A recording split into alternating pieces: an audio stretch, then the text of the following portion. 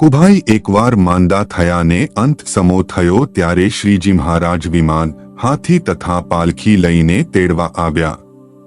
તે વખતે રથ વિમાને સહિત મહારાજના દર્શન ગોવિંદરાય આદિકને થયા હતા ને તેમને મહારાજે કહ્યું, જે અમે ચકુભાઈને તેડવા જઈએ છીએ એમ કહી તેમને ઘેર જઈને ચકુભાઈને ધામમાં તેડી ગયા.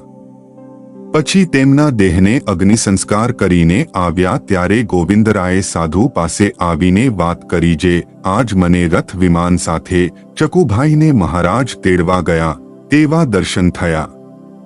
આટલા દિવસ તમે સભામાં વાતો કરતા પણ મને નહોતી મનાતી, પણ હવે તે ખરી સમજાણી, જે અંતકાળે મહારાજ તેડવા આવે છે તે વાત સત્ય છે ને સ્વામિનારાયણ સાક્ષાત ભગવાન છે ને આવું કોઈ અવતારમાં થયું નથી એમ વાત કરી બહુ રાજી થયા.